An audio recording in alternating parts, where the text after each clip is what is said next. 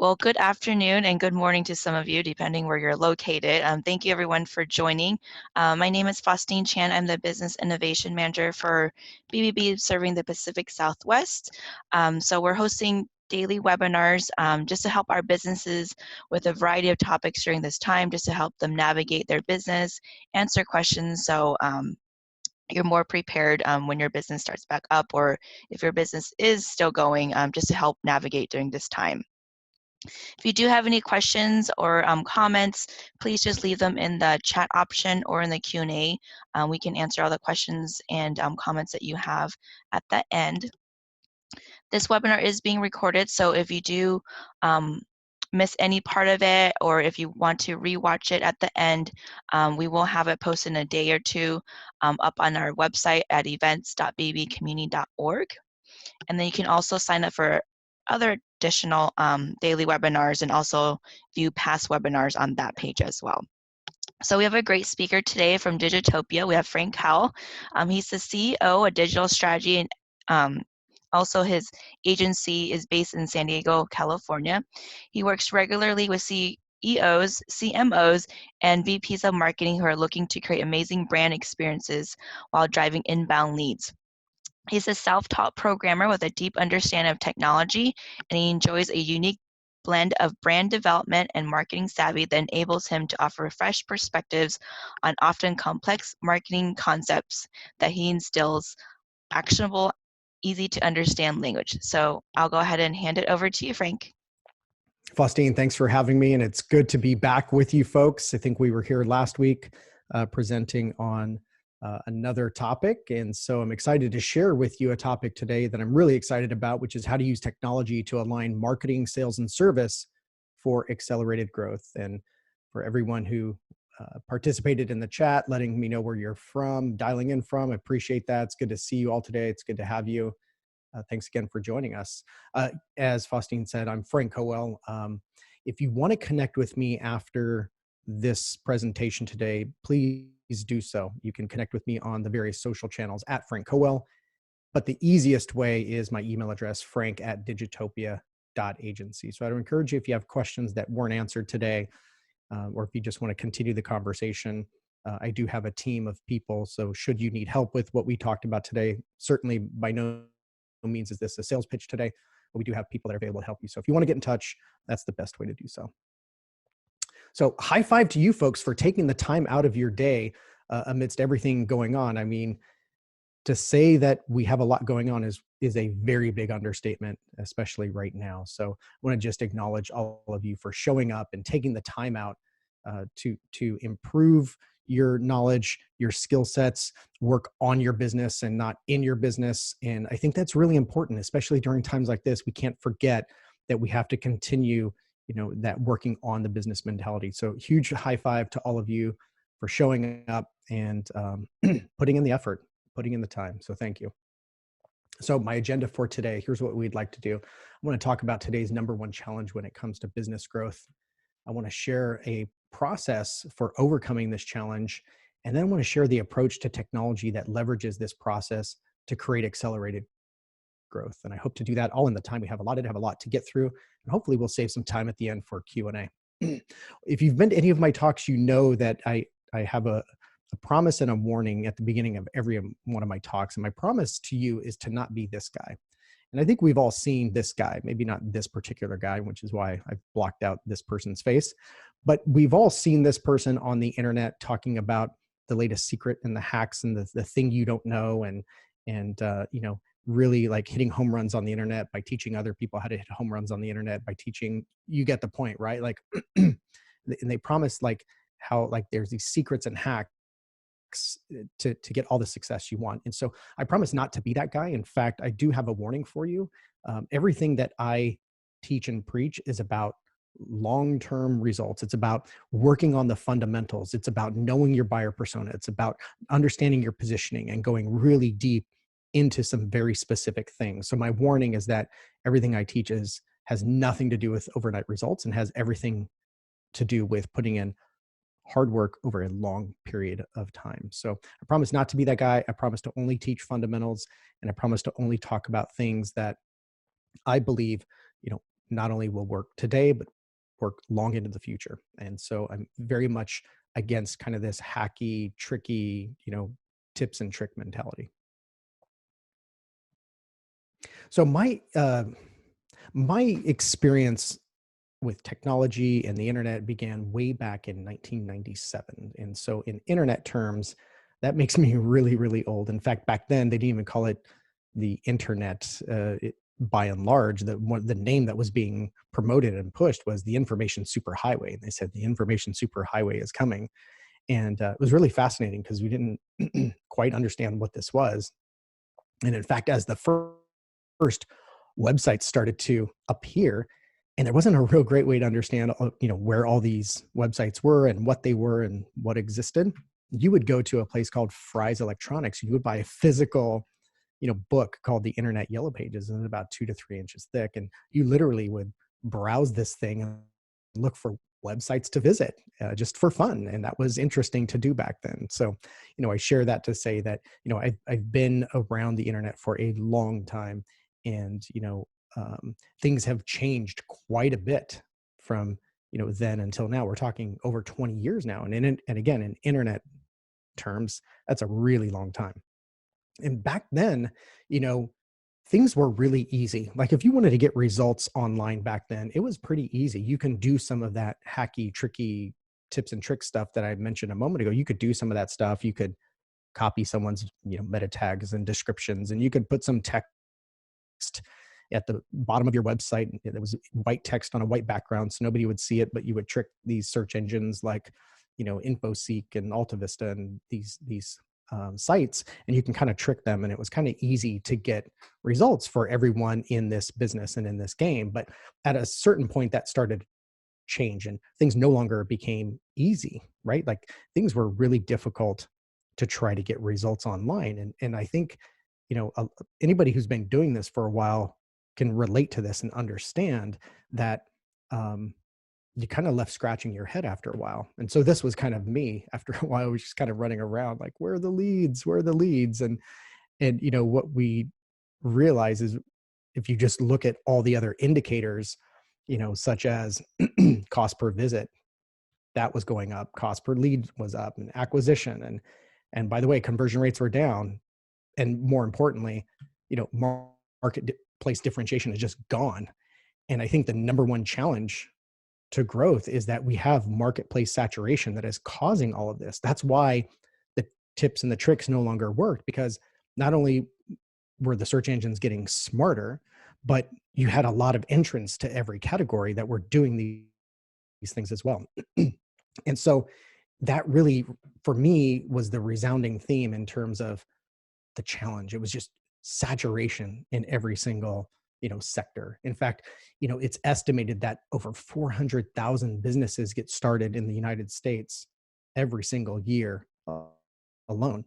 And just to like illustrate this point even further, if you were to do a Google search for this exact phrase, in quotes, digital consulting firm, which I would think that would be something that my firm would want to play in and be found for, there's 63,600 results that come up. And so in my industry, likely in your industry, in almost every industry, we're kind of left like this little boy here, just like, this was me, right? Just, I don't know what to do. Like, this is like, I'm throwing a fit about it. This isn't fair. This isn't right.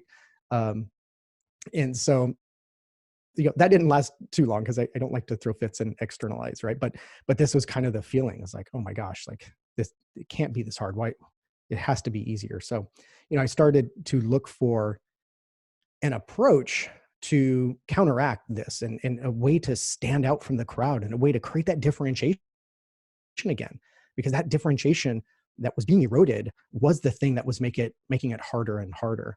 And so I had to figure that out. And so what I came up with is that what needed to happen is we need to kind of go back to basics and go back to the fundamentals. And part of the fundamentals are focusing on relationships, in my opinion. And so for me, the solution was a relationship-driven process built on a platform that allows you to engage customers across their entire journey at scale. And so those key words are highlighted there in blue, because if you don't have just having a process alone today isn't good enough. You need technology, which is the platform piece. So that way you can do that at scale. And oh, by the way, we're not talking about just marketing, right? We're not talking about just getting more visitors and leads. We're talking about the entire customer journey from the moment they first hear about your brand and visit your webpage and your landing page and whatever that might be, or even a social post, all the way through to being a customer and being serviced by your organization on an ongoing basis. And so when we talk about platform, technology is really not a nice to have. It's a must have today. In order to make this solution come to life, the technology is what's required. And more importantly, your buyers expect nothing less. I mean, today it's kind of just table stakes that technology needs to be at the heart of your business. This idea that we're talking a lot about today of digital transformation, in my opinion, it's we're kind of late to the party to be having that conversation. Digital transformation should have happened already. And, but nevertheless, this is now being talked about more and more and being considered and more by businesses that of every type and in every industry. And just to like illustrate the point that buyers expect nothing less, the reason being, regardless of your industry, is we look at big consumer brands, that are creating this expectation of self-service and ease. One of my this app with Domino's is quite dangerous. I mean, in a couple of clicks, you can get your favorite order to your door. And I'm telling you, in under 30 minutes, it's, especially if you live close to the Domino's store like I do. They even have the ability for you to make this happen, not just on the phone app, but you can have this happen on the Apple Watch. I had an Apple Watch for a while, and I tested this Domino's app out. And I swear to you, in 2 taps of that watch, right? I opened the app and tap for my favorite order, tap to confirm. 17 minutes later, there was pizza at my door. My card was charged. The person showed up. I had that pizza there at my door. I mean, that kind of experience is just, it's just mind boggling. And I think, we take that for granted, but companies like Domino's, they're helping to create this expectation that your buyers are going to have in every industry. Now, I'm not suggesting you need an app, right? And you need, this kind of thing in your business, but I want to, illustrate the point that companies like Starbucks, companies like Domino's and Starbucks, they're helping to create these expectations. You look at the Starbucks app, tap, you've got your latte waiting. You just walk in and grab it. You don't even have to talk to anybody. You've got Uber, which, if you were to ask somebody, hey, what do you think about revolutionizing the taxi industry, right? Like what do you think about that? I mean, people probably would have said that sounds kind of boring, and I don't know if it's really needed. But along comes Uber, and you realize like, oh wow, this is amazing and convenient. Again, tap, and somebody is showing up to your home, your office, your hotel, wherever it may be, and that convenience is just mind-boggling. And I still marvel at all of these technologies and the way the processes are able to be strung together and to create an experience that is frictionless and delightful at the same time. And so I say all that to hopefully underscore the point, if you weren't convinced already, that technology really has to be in the DNA of your business to be able to create this experience across the entire customer journey. It's really critical. And oh, by the way, when you pair that with the fundamentals of getting back to relationship building, when you put those two things together, you can create something really amazing for your customers. So let's talk about a relationship-driven process. So if you've been to any of my talks, you'll know that when it comes to relationship-driven process, I'm a huge fan of getting really specific with your buyer personas, your target audience, and really identifying who this person is in a very specific way, and at a deep, intimate level, and understanding who this person is, not in very broad, general terms, but again, identifying things like an age or a gender and an income. And that's not to say that every one of your buyers in this buyer persona category is a 42-year-old male who lives in Phoenix, Arizona, right? Like, it's not to say that everyone is identical to that, but what this allows you to do is bring this person to life and remind you that you're dealing with a real human being with real interests and desires and questions and concerns.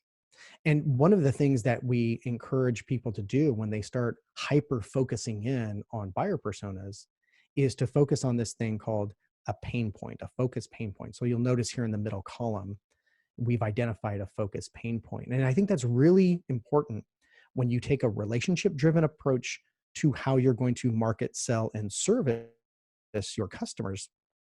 If you don't hyper focus in on the exact pain point that they want to solve, you will start to fade into obscurity. That's where that marketplace differentiation becomes a challenge, is because there's so much noise out there that nothing becomes magnetic for your potential customers, because it's just part of the noise, because it's too general and it's too broad. But if you start to develop messaging and campaigns that are hyper focused on buyer personas and pain points, that's going to cut through the clutter and it's going to become magnetic. So it's really critical that you define that and create experiences that aim to solve that one problem for this one person. Now, of course, once you do that, you can build out multiple experiences in your business. There's nothing saying you only have to have one major, kind of digital experience or, overall experience for just one person with one pain point, but you need to start with one. You need to hyper focus in, and that's how you're going to cut through the clutter. once you know this person, and you're trying to figure out that focus pain point, one thing you can do is you can take a look at what we call a buyer's journey, which is to say, generally speaking, a buyer goes through three major stages: awareness, consideration, and decision. And in the awareness stage, they're really becoming aware of their problems. They go from not knowing exactly what their problem is to knowing exactly what kind of problem they have. And once they know that problem, then they start to consider the different paths. And so the paths are, well, I have a cold. And so I could either go to the doctor, I could, look up home remedies online, I can go to the holistic pharmacy down the street and get some advice. Like, there's a number of paths that you could take, a number of different ways to solve that problem. But once you know the path that you want to take, then it comes time for decision. And decision is about the providers that can take you down that path. And so I like to think of awareness, consideration, and decision as really about problems, paths, and providers, and the questions and concerns that your potential buyer and your customer is going to have at each of those stages. So what kind of questions and concerns and maybe misconceptions do they have about the problem that you solve? What kind of questions, concerns, and misconceptions do they have about the various paths that they have at their disposal? And the same thing with providers, the various providers out there, your competition, and maybe your indirect competition too. What are the questions, concerns, challenges, misconceptions about the providers? And so when you start to bullet point all of these things out, you'll have an inventory of issues. Collectively, you can call these the issues. And when you look at this inventory of issues, you want to step back and you want to ask yourself, this question, which is, which of these issues do they want to solve more than anything else that we're able to help with, of course, that your brand is able to help with? But which one do they want to solve more than anything else? And this becomes your focus pain point. So going back to our buyer persona document, and I already pointed this section out, but this is where you come up with that focus pain point. And so it's really critical that you understand where you're going to win with this person, because that's going to be the source of your marketplace differentiation. That's how you're going to start to counteract all of this competitive noise and chaos that's in the marketplace, is by getting really narrow. I call it hyperspecificity. So once you know that, your buyer persona, this is the person that we want to help. We know how, the pain point that we want to help with. Then what you want to do is you want to make sure that you build in a relationship-driven funnel based on that person and that pain point. Again, I mentioned a few moments ago about the entire customer journey. So you can kind of think of that as a funnel, if you will. We call it an ascension ladder. So what I'm going to show you next is not a traditional funnel that is top down, where, you have visitors or strangers that come at the top and magically dollars, come out the bottom of the funnel. We're going to flip that, and we're going to look at it in terms of an ascension path or an ascension ladder. And the reason being is it's just a philosophical view of mine that I look to. I tell my clients, hey, don't just think about closing deals, look to elevate relationships. So if we were to look at the entire customer journey as an elevation of relationship statuses, the first, relationship you're going to have is where you're going to need to educate that person. Some people will be in the stage when they come to your brand. Some people will be already progressed further along in their journey. And so you'll need to have content and information and offers to support that. But we're going to start here at the bottom for those people that are in that early stage. And so they need to be educated. So that's the first thing you need to be doing, is you need to have what's called cornerstone content, and which showcases your brand's expertise coming from a place of education as opposed to promotion. And so the sentence we have here to kind of sum this up is, you would basically be saying, here's how to solve your pain point or achieve your primary desire.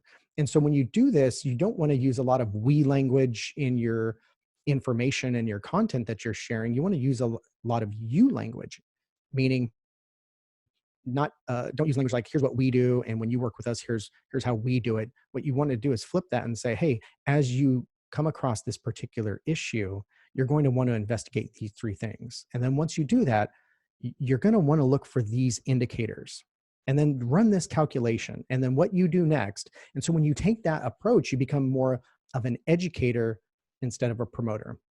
Now, this kind of content can have a lot of different formats, right? Blog posts, videos, infographics, case studies, et cetera, et cetera. But the key thing here you want to focus on is that keyword educate. This is your time to educate, and do so in a way that showcases your brand's unique philosophies and ways of thinking about this particular problem. When you do that, you're then able to essentially connect that sentence with this following connector here, which is, and here's a resource to help you do it. So if you put those two together, it's here's how to solve your pain point, and here's a resource to help you do it. So now the way you can progress the relationship beyond this person just needing education and really moving into a deeper relationship with your brand is to empower them. And so where most, and we call this a lead magnet, by the way, and this is where you exchange information with them. They either give you their email address, they request something. And where most people go wrong with the lead magnet is they just give people more information to read. And that's not the purpose of the lead magnet, because if you just give people more information to read or consume, you're not moving the relationship along. And so the way you move the relationship along is you empower them. You empower them to take some sort of physical action based on the education that you just gave them, right? Again, going back to the sentence, here's how to solve your pain point. Now here's a resource to help you actually do it. And so the types of resources here, you want to think of things like templates, tools, calculators, assessments, checklists, and so on. And that key word you want to keep in mind is empower, right? So first you educate, then you empower them. Once you've done that, you now have this digital relationship forming, and you can progress them to the next relationship level by inspiring them. This is where you can start giving them more content to consume, but it's important that the content that you provide at this relationship level inspires them, right? And so again, let's complete that sentence. Here's how to solve your pain point, and here's a resource to help you do it. Now, see how someone like you achieved X using this approach. And so we're just having a natural conversation that take place in a natural, logical order of events of how someone would be going through this journey, and you're connecting with them to match that logical order in their journey. And so when you produce deep dive content, you want to focus on a couple of things. You want to focus on what I call social proof.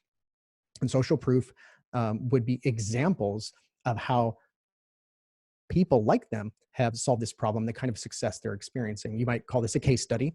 And the key thing with a case study is to make sure you do that from the customer's point of view. Make your customer a hero. Again, don't use a lot of we language, right? Like, we met this client and then what we did, and we helped them with our unique proprietary formula, and then what we, like, turn that and say, here's Sally and what she was experiencing, and what she discovered was this.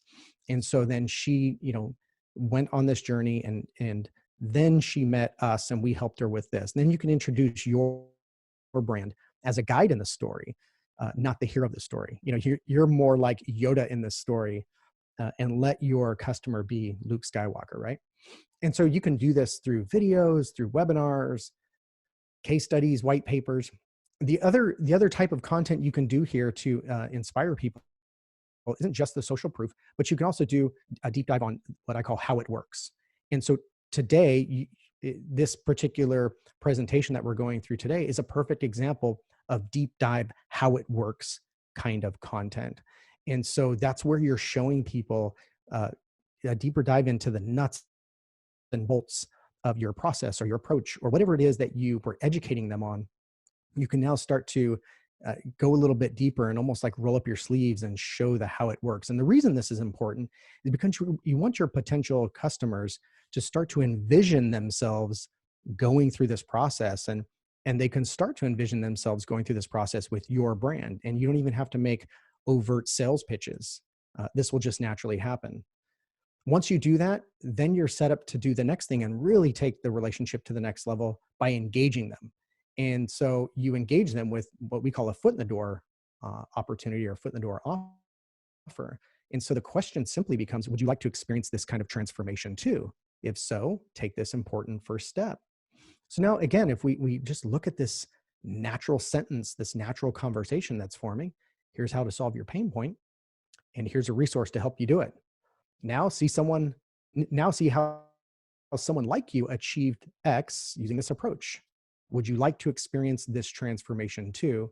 If so, take this important first step. And so I think this is, if you do it this way, this tees up your offer to get on the phone, this tees up your offer to request a demo, this tees up your offer to come visit us at the store, whatever it may be, this tees this up because you don't have to come up with some sort of, real crazy, whiz bang, get it now kind of offer, because you've inspired them to where your sales pitch is, would you like that too?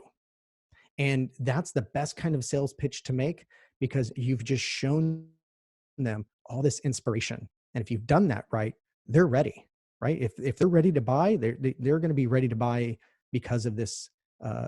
And this inspiration is what's going to help get them there. And if they're not, no amount of fancy sales pitches will make them ready to buy. And that's the beauty of this process, is you don't have to resort to heavy-handed sales pitches at all. If you just build your process around the relationship, this will start to happen and you'll differentiate your brand along the way. So once you do that, now you're talking with this potential buyer, this potential customer, you can now transform them. And that's hopefully what your core offer is doing. This is where you sell them the main thing that you have to offer as a business. So hopefully your core offering is transformative. And if it's not, I would highly suggest that, you get together with your team and say, hey, what kind of outcome are we supposed to be driving for our customers? Like ultimately, yeah, we have an invoice and we have a receipt and we see what they're buying, but that's not really what they're buying. They're buying an outcome. They're buying this transformation. And so if your core offering isn't transformative, then I think you need to get together with your team and ask why, and find out what kind of outcome and transformation your buyer is really ultimately looking for, and figure out how to build that into your offering. So that way you do achieve the goal of this relationship level. Now that they're a customer, you do help them achieve transformation. And if you do that, you can then have an opportunity to continue to serve them, to turn them into fans. And so you elevate them into a fan. But ultimately what you're trying to do is you're trying to elevate them to another level of productivity, another level of performance, another level of satisfaction, another level of self-image and self-worth, whatever that is in your business. That's when you want to then elevate them to a new level that they didn't think was possible.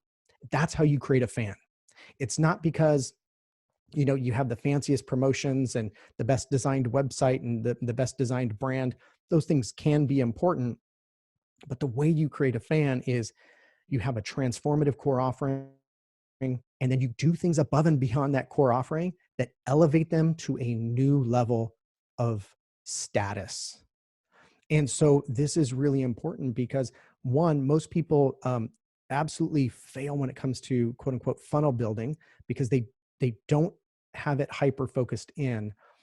And two, it's not built for the entire journey. And so when you look at it this way, what I want you folks to do is, again, keep that one person in mind with that one pain point and build this ascension path based on just that one person. And become obsessed about nailing that one combination first. If you do that, you'll have so much more success than you can imagine to then allow you the time, the money, and the resources to work on your next experience. Okay, so that's the relationship part of what I want to talk about today. I want to jump next into technology. Okay, whoops. Before I do that, I do want to talk about this last piece though.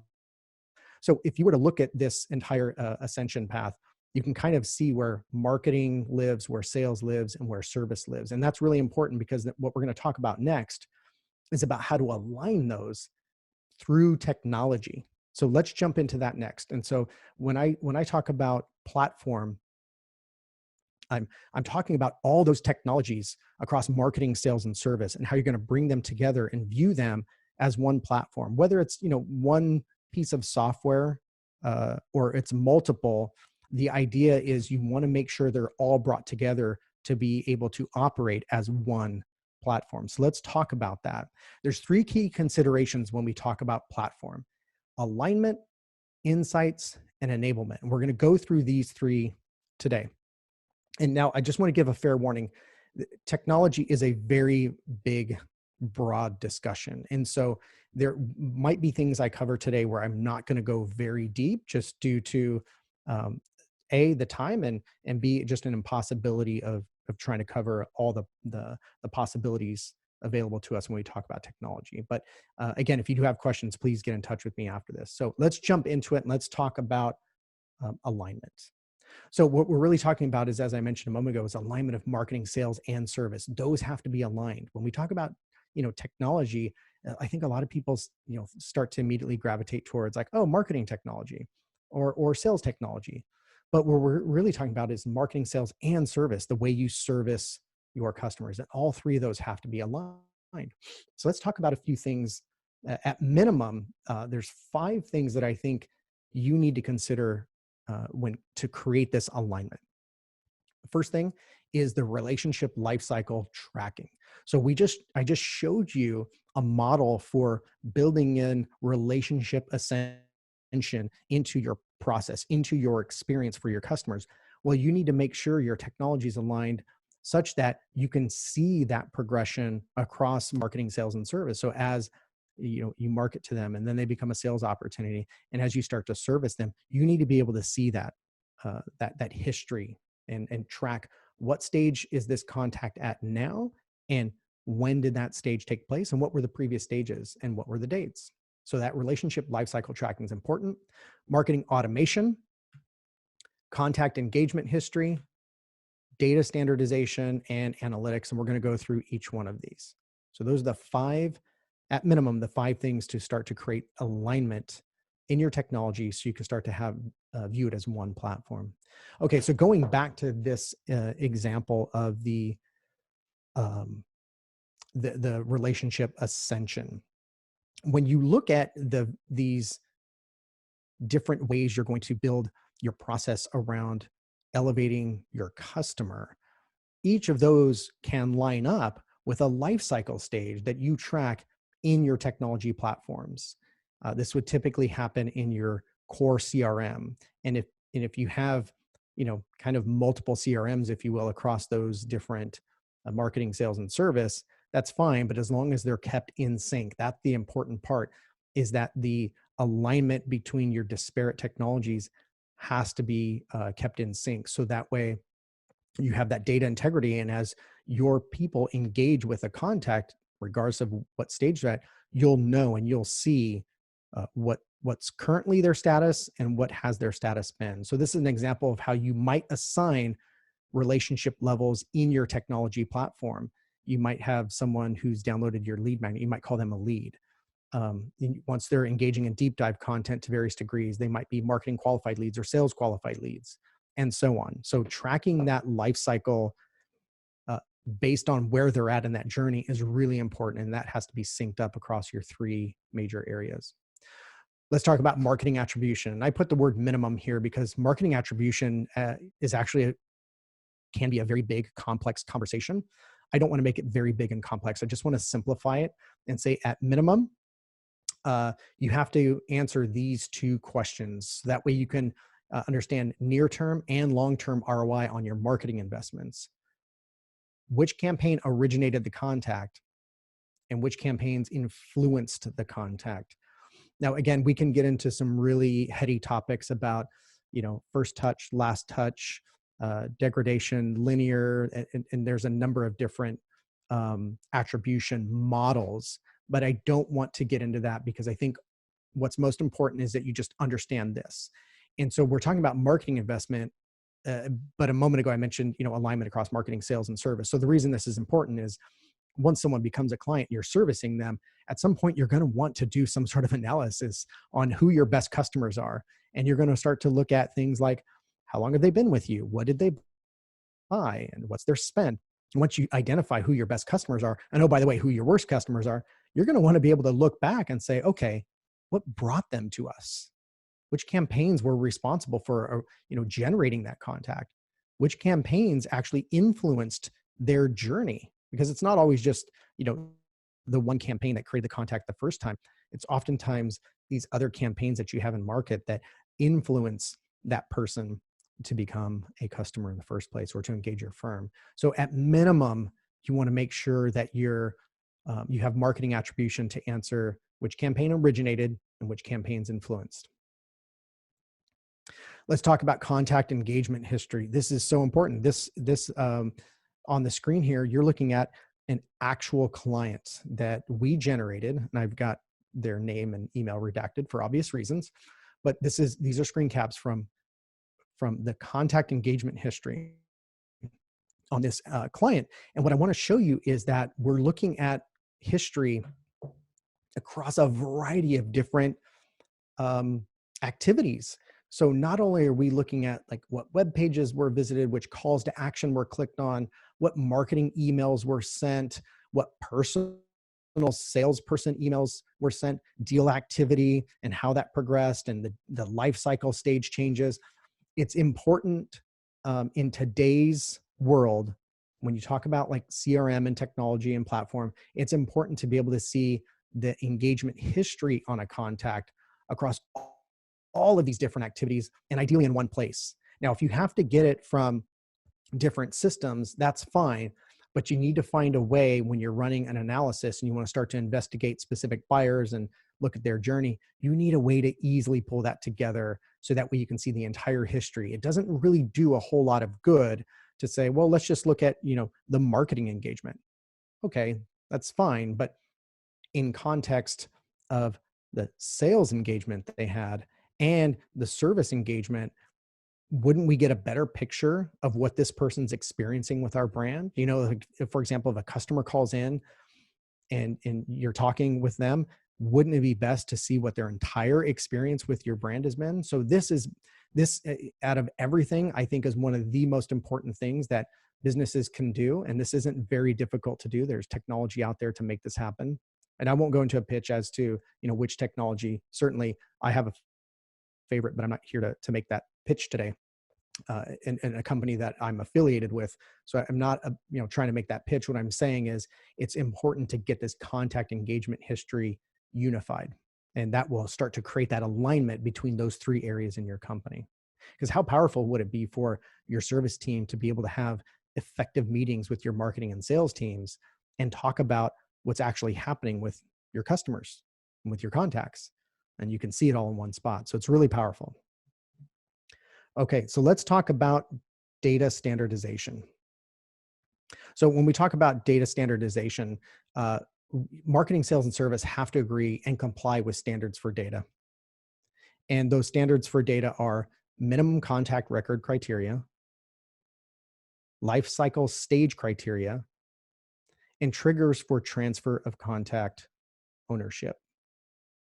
And so when we look at this, what we mean by minimum contact record criteria is you want to agree upon what's the minimum amount of information that each area of the business, marketing, sales, and service, is going to need to ensure that the data that they're looking at is not only accurate, but complete.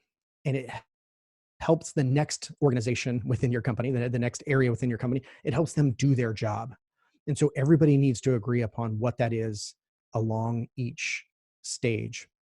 You also need to agree upon the life cycle stage criteria. What constitutes a marketing qualified lead? That's something that marketing and sales have to agree upon. What constitutes someone, going from customer to fan or to evangelist, whatever you call it in your business? What constitutes that? What is the agreement for the criteria that would make that life cycle stage happen?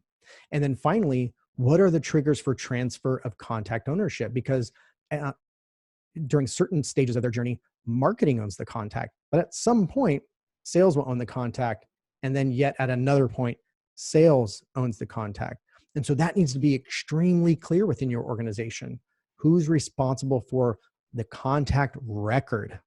And then once you determine who's responsible for the contact record, that area is then responsible for the data integrity, right? How complete it is and how accurate it is. So at minimum, there are many, many things we could talk about when it comes to data standardization, but at minimum, these are the three things you want to make sure have happen when it comes to your platform. Let's talk about analytics, which is the final piece of alignment here. So when it comes to analytics, you can use your Google Analytics to look at what's happening across kind of like your web and whatnot.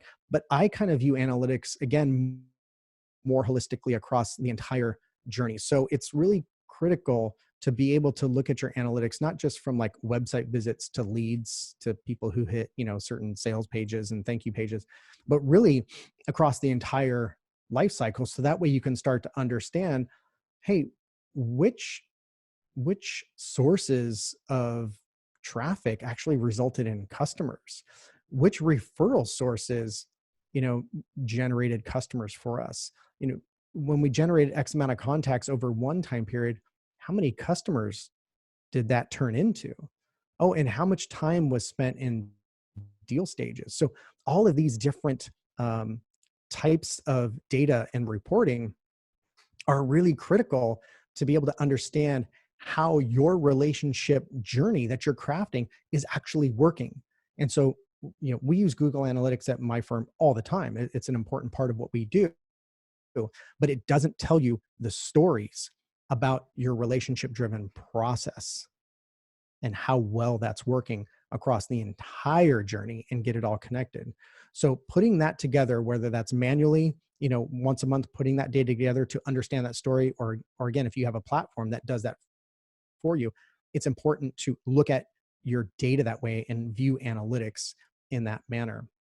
I want to talk about insights when it comes to data and analytics. So without insights, analytics are kind of like a lamppost, which is to say that they're just good for leaning on. And so we have things like AI, artificial intelligence, that are helping to bridge this gap, to turn your analytics into insights. But to date, it's not quite there. You still are going to need to manually look over the analytics, look over the data so you can create insights, and you can start to create assumptions, and you can start to create theories, and then you can test a hypothesis against that theory to then try to improve this relationship driven model. And so that's going to require that you have some sort of digital analyst or strategist either on your team or that you hire out for. If you want to take this platform idea seriously, you need someone who's looking at it, driving direction, and again, developing insights. So that way you can take action and improve the experience, because this is a never-ending process of improving that relationship-driven model. And so having someone who's a digital analyst or strategist provide the insights is really critical, because again, you can get really caught up in looking at these reports that come out of these analytics packages. And I will tell you, they're very fancy, they're very pretty, they're very impressive.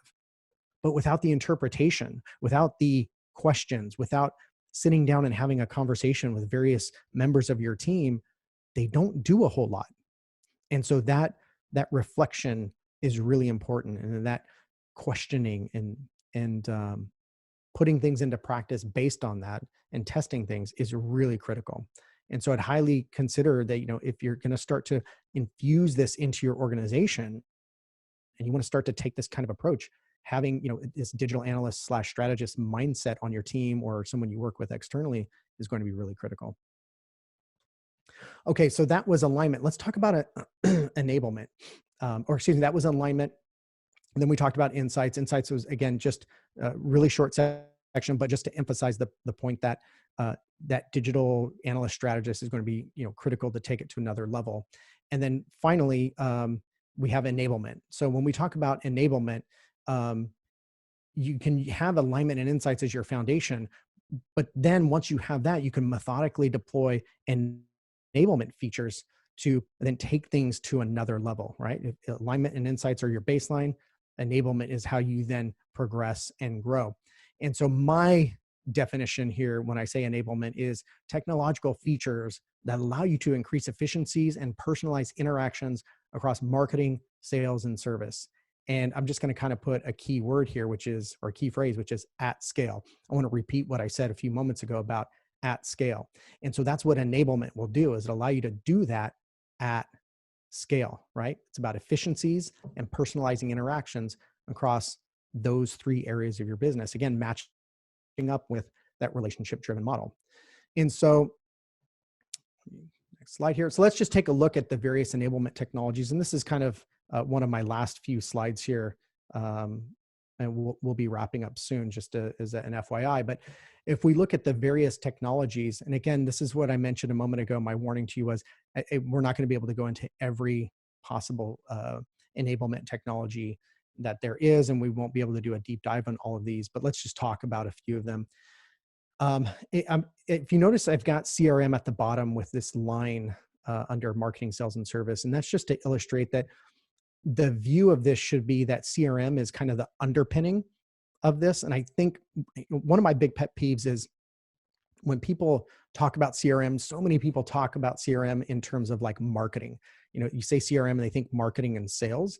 And in my opinion, CRM is really about being the backbone of managing that data across the entire customer journey, including even helping with business process. So CRM isn't just a marketing kind of tool. CRM is kind of a central hub, if you will. And so in CRM, you're going to have things like the storage of contact data, all the information about the contact and the account that they belong to. That engagement history that I just talked about a moment ago, essentially that's a core function of CRM. Lifecycle management, which is part of the contact data, and then activity management. So the activity management is, okay, are we supposed to follow up with this person? Do we want to leave a note about this person's account? Do we want to send and log an email for this person, for this contact?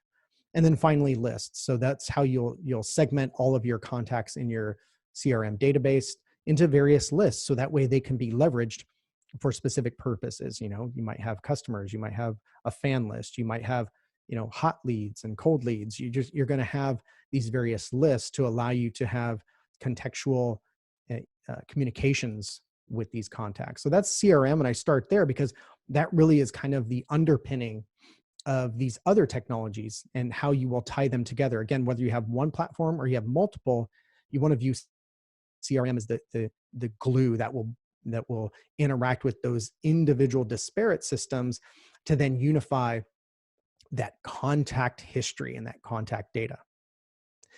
So then let's go back up here and we'll talk about marketing. So marketing, you could be doing a number of very cool things when it comes to marketing technology today. Content publishing, there's tech that can help you. You can use this to publish your blog and your website and your landing pages. Really cool stuff. Lead capture, so forms and landing pages to be able to bring leads into your system. Campaign tracking, so there's some really cool technology out there when it comes to marketing, where you can run your Facebook ads, for example, out of the platform. And the reason this is important is because then, guess what? That comes into that contact history, so you can see, oh wow, that person came in from a Facebook campaign. Analyzing and planning your SEO, is definitely a feature that's very cool, and it can be done with the right marketing tech. Email marketing is an obvious. That's kind of like, the granddaddy of marketing technologies. So email marketing. Live chat is kind of a new thing that's being wrapped into some marketing technology packages, or you can just simply buy live chat, from just a live chat only vendor. And then finally, automation. And I put automation across all of these because automation is possible in each of these areas, and it can help you do things like, when contacts come in and they're of a certain data type, maybe they're a particular category of contact, maybe it's one buyer persona over another, you can then have different messages sent to that person compared to another buyer persona. And you can even do things with their manipulate their data in certain ways as opposed to other people based on that. And that can all happen in an automated fashion when you set that up. So that's pretty cool. Going over into sales. So deal tracking, right? So as you're working sales deals, to be able to track those and to be able to manage those in a pipeline and create a sales manager type of view is really important. Templates allow you to empower your team with standardized email templates or snippets that they might be able to reply to prospects with to make them more efficient in their job, and also to standardize what they're saying, right? Like how many times have you, had salespeople sending completely different emails to try to say the exact same thing? So templates can help you align that and standardize that. Document library. So, a big pet peeve of marketing is that sometimes the sales team creates their own collateral and they're sending the outdated version of the collateral. So with sales enablement technologies, you can actually have a document library for storing those things. And highly related to that, there's tech that can help you track when you send that document to somebody. So if I were to send you a document out of the library through a sales enablement technology, I could track like how far you looked into that PDF. So really cool stuff. Meeting links are another cool thing that's happening today, to be able to send your prospect, a time to book on your calendar. The one thing I would say, and this is just a personal, philosophical pet peeve of mine, be careful about sending meeting links. Wait until, you don't want to just like immediately in your first email say, hey, yeah, I would love to connect you, book a time on my calendar. There's a whole relationship dynamic that's at play there. So I will usually say, hey, do either of these times work? If not, I could also make my calendar available to you so you can pick a time that's easiest for you. Just let me know. And so I tend to go about it that way. But meeting links are really cool because you can have it integrate with your calendar, and then people can only pick a time that you predetermine that you're available for booking appointments. Sending out quotes to prospects and being able to track that, and again, tying it to their contact record, and of course, automation. So we use automation at Digitopia in a very cool way. When we have marketing qualified leads come into our system, we automatically create a deal card in a pipeline that is just called marketing qualified leads. And so there's no monetary value associated with this deal card, but what we're able to do is track that across, our attempts to engage with that person and see if they're interested in a free consultation. And if so, and we achieve that free consultation, that's considered the one column or the one status. And then we have automation kick in that automatically creates a deal card for the next stage of that process. And so that all happens automatically. All this is being tracked. So really cool stuff. There's also automation you could deploy where you can send people one-to-one a sequence of emails triggered by a salesperson for one contact. And then if that person replies, those sequences just stop. And so it behaves in a very intelligent way. So some really cool automation tech that's out there today. Let's talk about service. And this is one of the new exciting areas that's happening.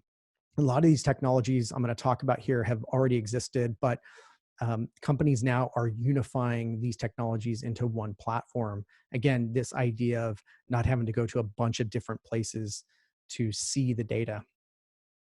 Support ticketing, to be able to allow your clients, your customers to submit requests and track that history and what the answer was.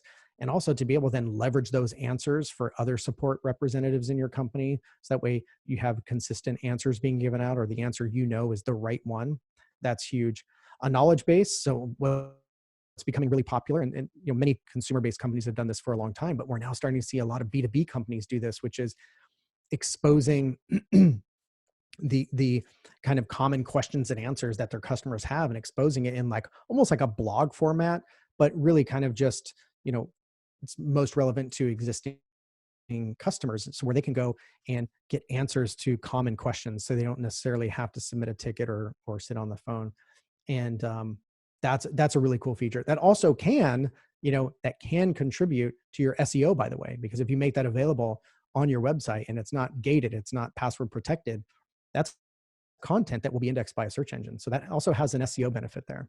Templates to be able to respond and email to customers, very similar to how templates would benefit the sales team with prospects.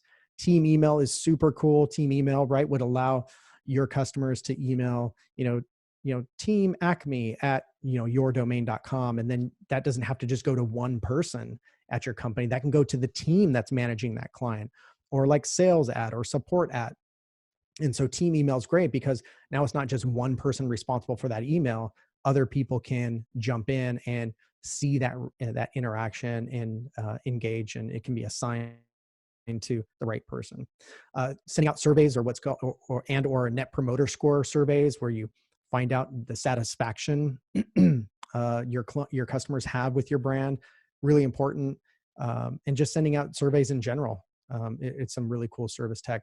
Live chat, again, that's good from a marketing side, but it's also great from a service side to be able to have your existing customers be able to just live chat you.